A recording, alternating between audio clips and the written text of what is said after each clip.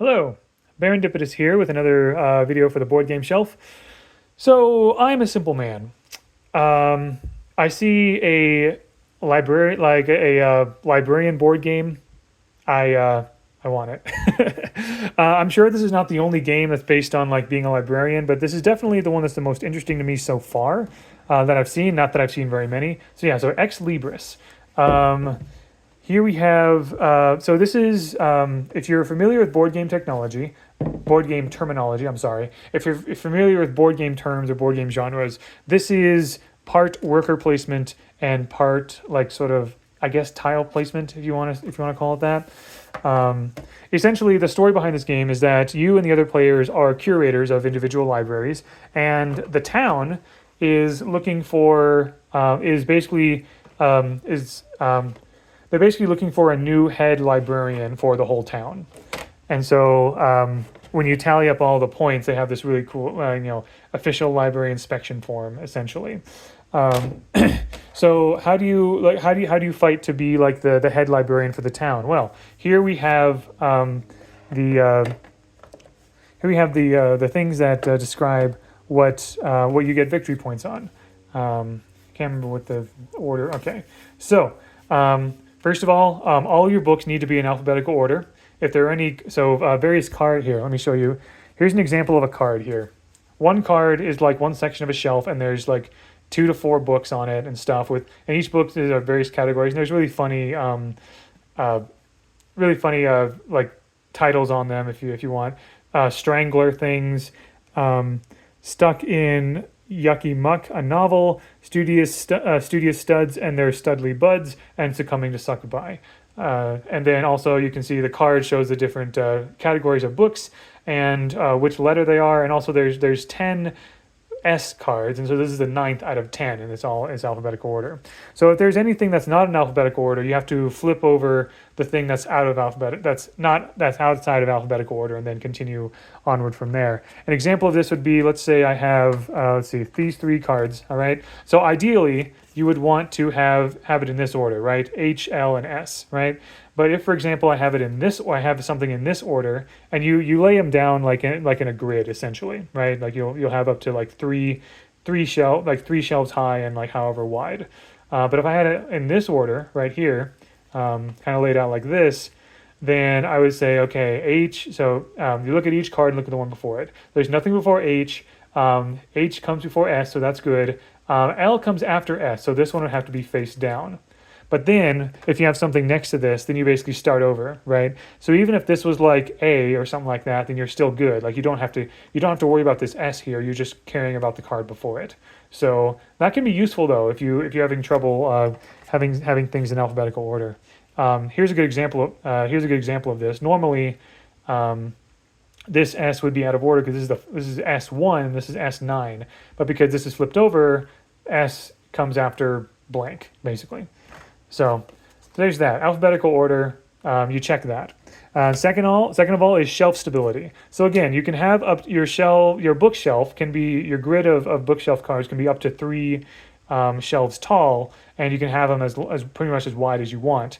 But you get points for shelf stability, for basically 1 point for every card in your library that is in the largest square group. Essentially, it has an example here. If this is your entire library, you get 9 points out of this because you check the section of cards that starts on the bottom row and is a self-contained square. So you don't count these ones over here because there's not something on the bottom, and so on and so forth. So you get points for shelf stability. You also get points for categorical variety. So there are 6 categories of cards, of books. We have, let's see, I believe, so we have corrupted codices, fantastical fiction, historic volumes, monster manuals, reference books, and potions and spells. Those are the categories. And so you get 3 points for every book in your library of the category in which you have the least of. So that encourages you to have, a variety of books. There is one exception to the categories, and I'll explain that in a little bit. However, at the same time, so you get 3 points for each book in your library of the category you have least of. However, you get 2 points for every book in your library, the category that matches your library's focus. At the beginning of every game, you're going to draw one of these cards. There's one for each category, and you're going to secretly have a library focus that none of the other players will see.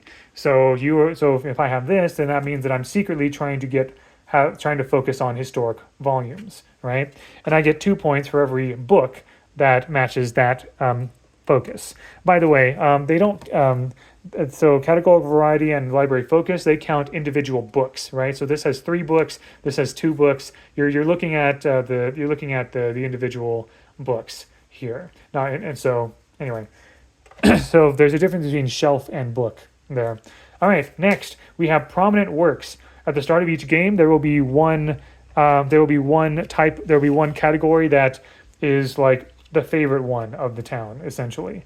And so basically, let's say, for example, in this game, reference texts are the prominent works. This is the one that the whole town will care about. The player with the most amount of reference books will get 15 points. Second place for reference text will be 9 points, and third place will be 4 points, right? And then finally we have banned books. So there will be a category. One of those 6 categories will be banned books. It could be any of them. Obviously, Corrupted Codices would make the most sense, but it is random. There was a time where we had historic volumes. I played this game a couple times, and one time I did have historic volumes as the category of banned books. You lose 1 point for every book of the banned category in your bookshelf. So there's a lot of things you're juggling here: alphabetical order, shelf stability, categorical variety, library focus, prominent works, and banned books. Those are all the things you're gaining or losing points on. So how do you collect books? Like what's the process behind that? Well, basically you have some helpers. We have these adorable little library helper tokens here. So everyone's going to have 3 of them. You could have 3 normal library helpers, kind of like these people with like the pointy hats and stuff. But if you want, you can each kind of randomly assign a special helper. There's 4 types here. There's a gelatinous cube, there's a mummy, there's a wizard, and there's a witch, and they each have a different ability that they can do. And I gotta say, one thing I love is that so you can see. So we have the mummy here, we have the wizard here. Right, we have the witch here, and this is the gelatinous cube. I just love this. I love the gelatinous cube helper just because of that this is what the little figurine for it is, and then this is just the first player token, whoever's going first in the round. But yeah, so you're gonna take your little helpers, and you're going to, like, again, this is where the worker placement thing comes in. You're gonna take your little helpers and you're gonna assign. There's gonna be several locations every round. It'll change. I won't explain exactly how it changes, but these locations change every round, and you're going to assign your helpers to like various locations and various slots. These places, some places might allow you, locations might allow you to arrange your shelves. Some might allow you to trade books. Some might allow you to purchase books and things like that.